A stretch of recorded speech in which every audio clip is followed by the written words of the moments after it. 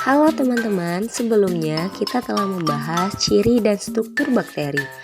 Jadi pada video kali ini kita akan membahas tentang reproduksi bakteri. Jadi bakteri itu melakukan reproduksi dengan dua cara, yaitu reproduksi seksual dan reproduksi aseksual. Reproduksi seksual terdiri dari transdukasi, transformasi, dan konjugasi.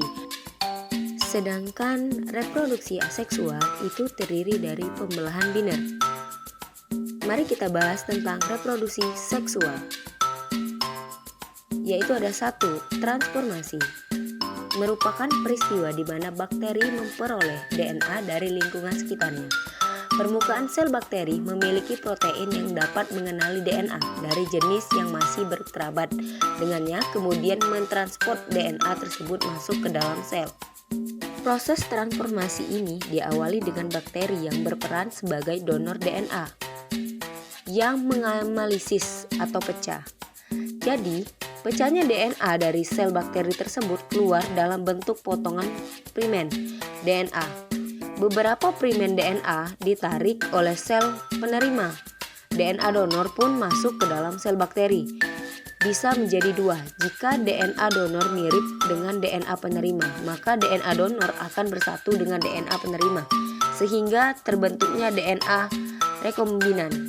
Perubahan struktur DNA ini akan menyebabkan perubahan bakteri, tetapi jika DNA donor tidak mirip dengan DNA penerima, maka DNA donor akan didekralisasi oleh nuklease.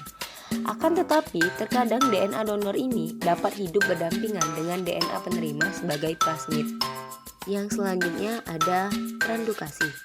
Jadi, transdukasi ini merupakan perpindahan materi genetik dari satu bakteri ke bakteri lain melalui pertukaran bakteriofag yang merupakan virus yang menyerang suatu bakteri.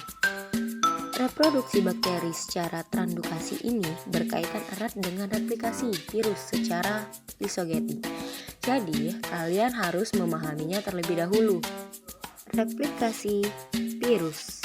Proses transduksi diawali dengan terjadinya siklus litik, di mana bakteri prakiopat menempel ke permukaan sel bakteri. Kemudian, bakteri phag melakukan injeksi kepada genetik, yaitu DNA, ke dalam sel bakteri.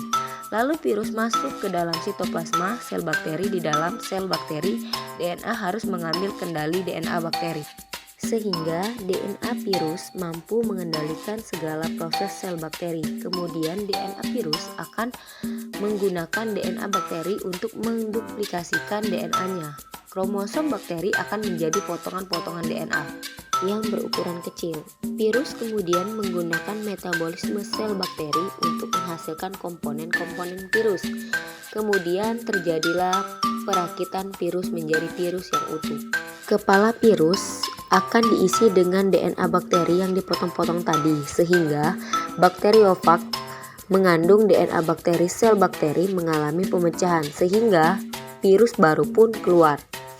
Bakteriofag mengandung DNA bakteri yang menginfeksi bakteri lain. Bakteriofag ini menempel lagi pada dinding sel bakteri dan menginjeksi bakteri ke dalam sel. Setelah itu terjadilah siklus lisogenetik. DNA bakteri yang berasal dari bakteriofag akan bergabung dengan kromosom, menerima bentuk proses sehingga menjadi profag, sehingga menjadi rekomendasi genetik. Karena kromosom dari bakteri penerima telah memiliki DNA yang berasal dari dua sel. Hal ini menunjukkan bahwa proses transdukasi ini berhasil dilakukan dan disebut transdukasi umum. Selanjutnya, konjugasi.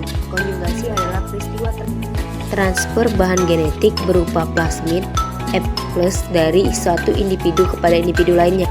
Karena secara morfologi tidak diketahui jenis kelamin bakteri, maka kedua bakteri yang terlibat disebut individu positif dan individu negatif. Proses konjugasi ini diawali pembentukan berkas-berkas yang bergerak saling berdekatan dari kedua individu yang membentuk tonjolan. Kedua tonjolan ini bersentuhan membentuk jembatan tipis disebut pilus. Melalui pilus siklus inilah terjadinya transfer plasmid dari individu positif ke individu negatif. Setelah proses ini selesai, maka pilus akan hilang. Selanjutnya, kita akan membahas tentang reproduksi aseksual. Pada bakteri, reproduksi aseksual dilakukan dengan cara pembelahan biner. Pembelahan biner merupakan sel bakteri yang akan membelah menjadi dua sel anak yang memiliki bentuk dan ukuran yang sama atau identik. Sel bakteri memiliki DNA circle yang disebut dengan nukleus. Proses pembelahan biner dimulai dengan replikasi DNA. Sel akan mereplikasi nukleus, di mana nukleus ini akan terbuang menjadi dua kromosom yang sama. Persis, kedua kromosom akan berpindah ke ujung sel dalam berlawanan, sehingga menyebabkan membran sitoplasma dan dinding sel memanjang.